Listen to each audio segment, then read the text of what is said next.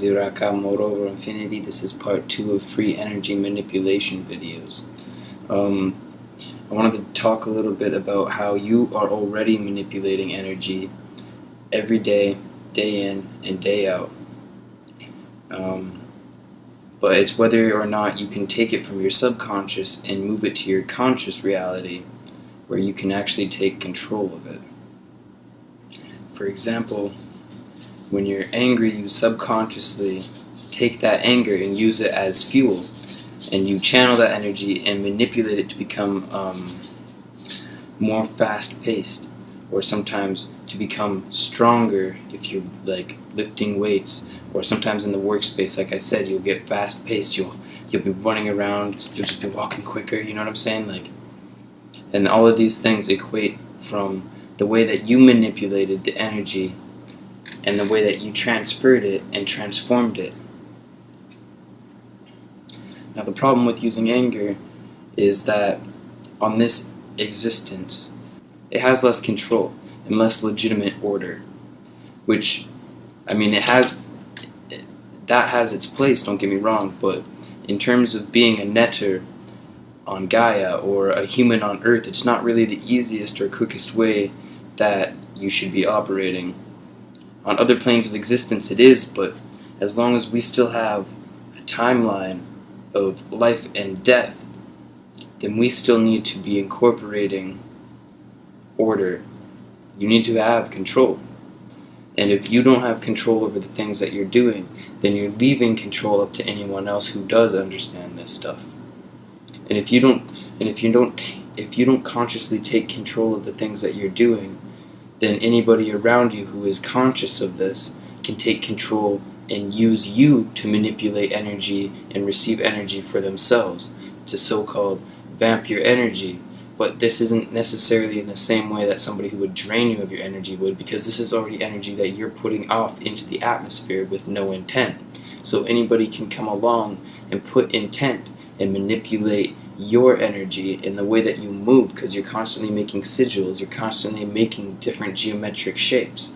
But it's when you learn how to control it and you take it from your subconscious or unconscious mind and you transmute it into your conscious mind and you take control, then you will start to see the progress of manipulation and manifestation, or regeneration through transformation. You'll see it in movies all the time. Somebody will be in a fight scene and they'll lose their temper and they'll be in a blind rage and they'll just charge. But then the guy who is conscious and is using his body as sigils in different sacred geometry and has control over the situation easily puts out the person who has lost control. And this is why even in the Hulk, he had to lose control in order to know he had to gain control. And when he gained control is when he actually had more of an ability to be his hero self. Other than that, he was just destructive. So in order to really amplify the effects of your manifestation or your regeneration through transformation, the best way to do it is to incorporate some sacred geometry with your intent in the way that you understand how everything is everything, how everything comes down to vibrations. And speaking of vibrations, you need to incorporate sounds. You need to know how to incorporate different sounds into your life. I'm not going to go completely into how everything is vibrations, because I have multiple videos on that already, and I feel like I've covered that even in part 1 of free energy. So when you understand how different sacred geometric shapes will be formed through different vibrations being played, then you understand how everything in your existence is, and how everything can be vibrating at a different rate. And this is what will cause either a low vibration of guilt and fear and sadness and depression, or a high vibration of balanced well-being, health, and regeneration. When you truly understand that everything is caused of vibrations, then you really begin to understand the correlation between the sacred geometry and the sounds, and how using both can amplify your effects and move mountains, or build pyramids. Wink wink. Think about the way that music has an effect on your daily life. The different music that you listen to can stimulate different parts of your brain, and actually activate parts that have been dormant. One of the only things that can actually help to strengthen the bridge between your left and right brain to make it one, which is overcoming that duality, is listening to different kinds of music, which will actually lay new foundations and fibers on the actual bridge, the corpus callosum, the middle part of the brain that connects both hemispheres. And that's why in movies sometimes they'll use different sounds to amplify the effects of being afraid. In horror movies, for example, or different sound effects will bring about the comedy more. It'll bring out music. You can use music to bring emotion out of the wood grain. So using music can actually sculpt a feeling and a whole emotion and a color, and it's just how everything is built. It's based off of numbers and colors and heats, and everything can be linked to sound, which is just another form of light.